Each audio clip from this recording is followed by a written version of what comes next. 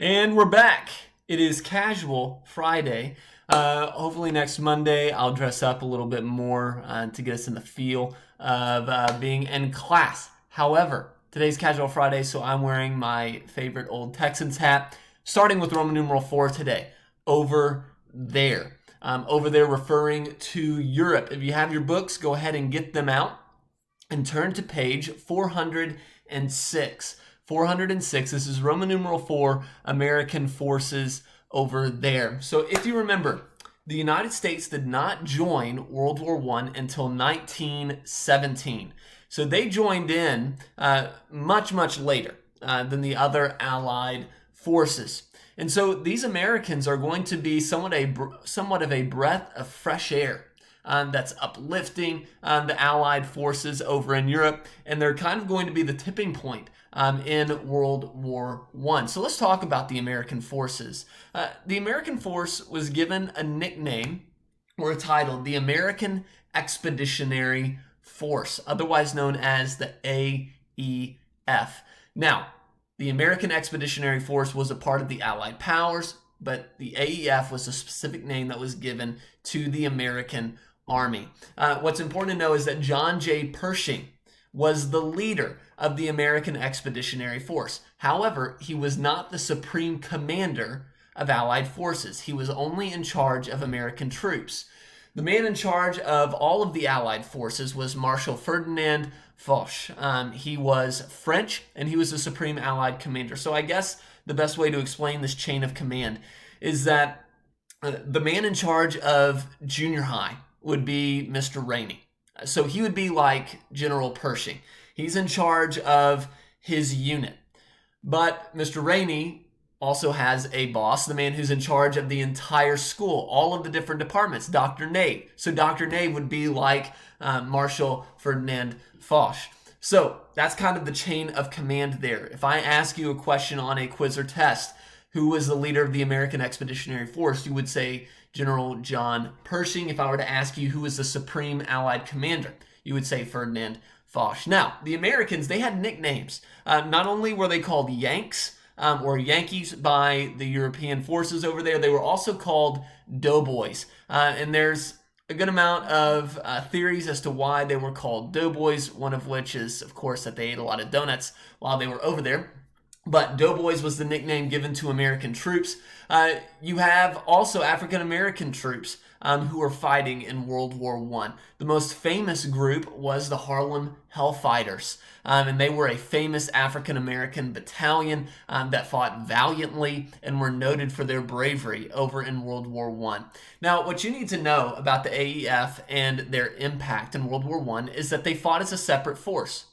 Once they came over to Europe, Ferdinand Foch said, "We're going to team you up with other European troops." But it was Pershing who told him, he goes, "I don't think that's a good idea." He said, "Your men are war weary." He goes, "Our men are fresh." He goes, "There is something about war weary troops who they don't have very high morale. They have low morale." He said, "My troops have high morale right now. If you let them fight together and on their own, we think that we can make an impact." And that is exactly what happened.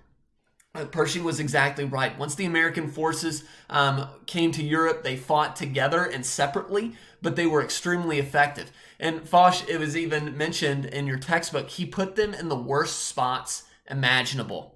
And we're going to look at one battle later in which the Americans took part in. It was just a terrible situation to be in, but the American forces really pulled out a miracle in that battle. We'll look at it here in a second. Now, the Germans, let's bring up a picture here of the map. So you can see in this map the areas that Germany and the Central Powers control. On the other side of Germany over here, now you can't see it on this map, is Russia. Russia, if you remember from Lecture 1, they were an Allied power. So Germany was not only focusing on this battlefront to the west, they were also focusing on the east against Russia. And so they needed to come up with a plan in which they could get Russia out of the war. and they were pretty sly in how they did it. Now, at the time, Russia was not a communist country. Russia was ruled by, they were a monarchy ruled by the Tsar. And the Tsar is basically like the king. Well, there had been a communist activist by the name of Vladimir Lenin who had been exiled from Russia, and he found asylum or protection in Germany. And so the Germans came up with this plan. They decided that they were going to secretly release Vladimir Lenin into Russia so that he could start stirring up a revolution, a communist revolution, in which he was very successful. And so he starts this Russian civil war, the communists versus those who were protecting the monarchy. And so because Russia is so consumed with its own civil war, they have to pull out of World War I. What does this do? This allows Russia to focus on only one battlefront, the Western Front, specifically France. Now, the American and French forces ended up pushing German forces back. I want you to understand, Germany was very successful in their push against France. They came within, I believe your book says, within 50 miles of Paris. And so at this point,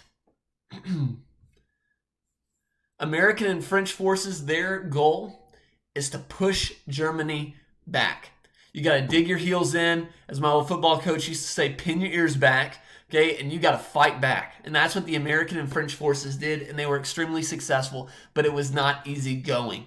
They met German forces in probably the most impactful battle at this time, the Argonne Offensive. This was in the Argonne Forest. Now, losses on both sides were so great that it became known as, and it's kind of a gross nickname, but the Meat Grinder Offensive, because of how many men lost their lives in the Argonne Offensive. But thankfully, the Allies were able to win the battle, continued to push the Germans back toward Germany, and this is where we begin to see a tipping point, okay, toward the Allied powers.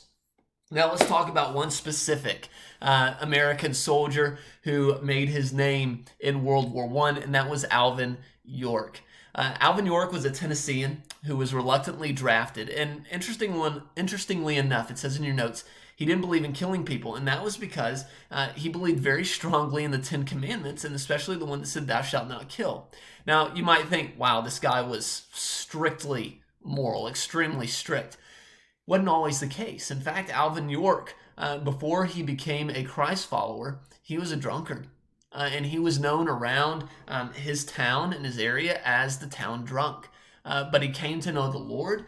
He read the Bible, believed strongly in biblical principles, but felt, even though it said thou shalt not kill, he felt like he needed to answer the call to battle and go into World War I. Now, what makes Alvin York even more special on the battlefield is that he and 7 other men, that's 8 men, saw this machine gun nest in one of their battles and realized that machine gun nest that was operated by the Germans, it was just mowing Allied soldiers down. And they said, we need to capture that machine gun nest. And so Alvin York, along with 7 other men, captured this machine gun nest on their own.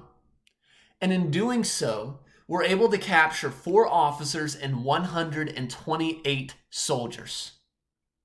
8 men captured 132 men. And because of his bravery and because of his leadership that was shown in that battle, he won the Congressional Medal of Honor.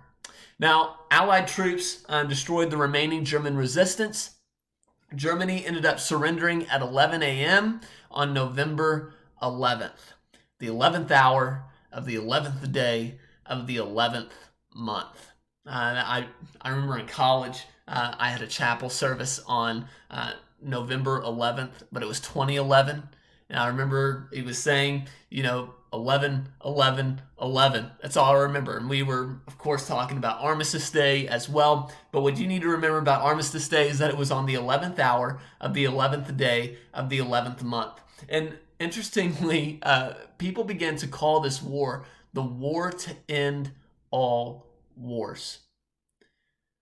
But what they did not expect was that the treaty that would end World War I was so biased against Germany and would send Germany spiraling into economic destruction that the treaty that would end this war to end all wars would actually create World War II. And we'll talk about the Treaty of Versailles in your next lecture with Roman numeral 5. Well, that concludes our lesson for today. There's a couple of announcements that I want to go over. Number one is that if you have a phone, which I hope you do for this sake alone, not that I'm saying you have to have a phone, but if you have a phone, that's great because you can download Google Classroom onto your phone. If you've done so, that's awesome. Some of you may have already done that. If you haven't, I think this would be very, very beneficial to you. I've downloaded it onto my phone so I can see, I get alerts on my phone when somebody turns something in, whenever I make an announcement or somebody comments on the stream page, I'm able to see all of those things with my phone. And so why this would be good for you is because if I give you an announcement on your stream page, instead of just having to constantly go back to the home page and check, you can download it onto your phone. If I make an important announcement, you can get it right there. That also cuts down on the amount of emails that I have to send out. Also, I had a brilliant idea given to me by a student, one of 8th grade's very own students, and she mentioned to me, wouldn't it be great if for a review on our test, if we could do Quizlet live? Now, I'm going to have to sort through all sorts of issues with this. I don't even know if it's possible, but I think it's such a great idea. How could I pass that up? So I'm going to have a small group of students. We're going to try to test it out to see if we can do it. If we end up going with Quizlet Live for the review, I'll let you know ahead of time when we're going to do it. And I might have to do it class by class. And because it is Quizlet Live, that means that I'm going to make an announcement on the stream page as to when you need to be logged in and ready to go for this review. I think it would be a great way to try to bring about some feeling of normalcy, but also make it fun reviewing for your test. Again, I'm not promising that it's going to happen. We're going to work through some things to see if it can work out. So just do be prepared for that if we're able to do it. New poll. The new poll today, and you're going to think this is not very original, and I may have even asked you this question before, but it's what I'm going to ask. What superpower would you rather have? And you know what? I'm not even going to give you a choice. I'm going to leave it up to you. Endless possibilities. What superpower would you like to have? So you can comment. What I'd like you to do, don't send me emails. What I would like you to do is go ahead and I'll actually write this question down on the stream page, or I type it in, and then you can answer it underneath that question on the stream page. And just so we're all caught up to date, let's see here. We'll go to Google Classroom. The stream page is right here. Okay, so the stream page, says up here, stream. So all of the announcements and things like that are going to be on the stream page. And so I'll type that question and you can answer that poll on the stream page underneath that announcement and question. All right, so just a recap over the announcements I've made. Google Class app, get it so that you can get all these announcements and notifications. The Quizlet, oh, I forgot to say that. Quizlet has an app that you can have on your phone. I understand that a lot of families, they don't have a device for every person in the household, and that's completely understandable. And so if you have a phone and you want to take part in that Quizlet live session, if we do it, go ahead and download the Quizlet app as well. And then, of course, the poll, make sure to answer that. I hope that y'all have a great weekend. Looking forward to seeing you on Monday. Stay safe and stay healthy. Praying for you guys, and I will see y'all later.